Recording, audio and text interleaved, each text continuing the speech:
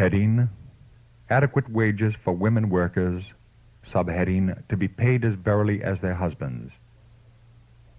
When it is possible, let the minister and his wife go forth together. The wife can often labor by the side of her husband, accomplishing a noble work. She can visit the homes of the people and help the women in these families in a way that her husband cannot. Select women who will act an earnest part. The Lord will use intelligent women in the work of teaching.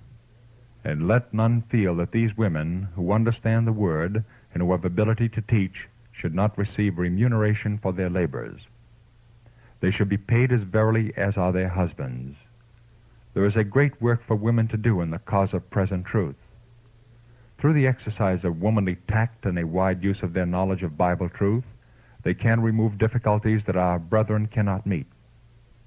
We need women workers to labor in connection with their husbands, and should encourage those who wish to engage in this line of missionary effort.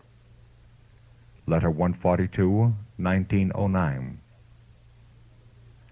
Subheading: Sacrificing not to be limited to faithful women. A great work is to be done in our world, and every talent is to be used in accordance with righteous principles. If a woman is appointed by the Lord to do a certain work, her work is to be estimated according to its value. Every laborer is to receive his or her just due. It may be thought to be a good plan to allow persons to give talent and earnest labor to the work of God, while they draw nothing from the treasury. But this is making a difference, and selfishly withholding from such work as their due. God will not put a sanction on any such plan. Those who invented this method may have thought they were doing God service by not drawing from the treasury to pay these God-fearing, soul-loving laborers. But there will be an account to settle by and by, and then those who now think this exaction, this partiality in dealing, a wise scheme, will be ashamed of their selfishness. God sees these things in a light altogether different from the light in which finite men view them. Those who work earnestly and unselfishly, be they men or women, bring sheaves to the master, and the souls converted by their labor will bring their tithes to the treasury.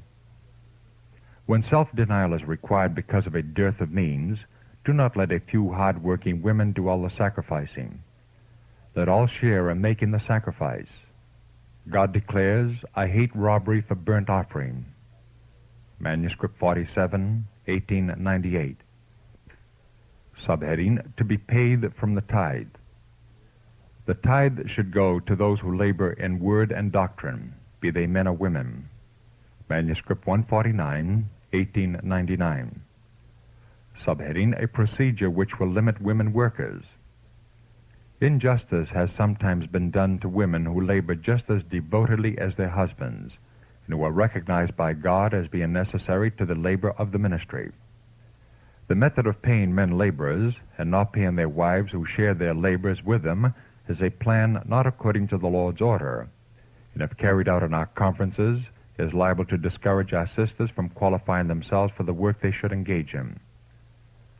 God is a God of justice, and if the ministers receive a salary for their work, their wives who devote themselves just as disinterestedly to the work should be paid in addition to the wages their husbands receive, even though they may not ask for this. Seventh-day Adventists are not in any way to belittle women's work. If a woman puts her housework in the hands of a faithful, prudent helper and leaves her children in good care while she engages in the work, the conference should have wisdom to understand the justice of her receiving wages.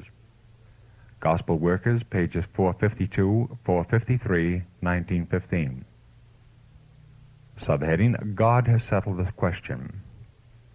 If women do the work that is the most agreeable to many of those who labor in word and doctrine, and if their works testify that they are accomplishing a work that has been manifestly neglected, should not such labor be looked upon as being as rich in results as the work of the ordained ministers? Should it not command the hire of the laborer? This question is not for men to settle. The Lord has settled it. You are to do your duty to the women who labor in the gospel, whose work testifies that they are essential to carrying the truth into families. Their work is just the work that must be done and should be encouraged. In many respects, a woman cannot impart knowledge to her sisters that a man cannot. The case would suffer great loss without this kind of labor by women.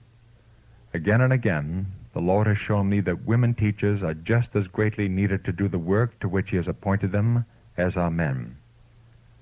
Manuscript 142, 1903.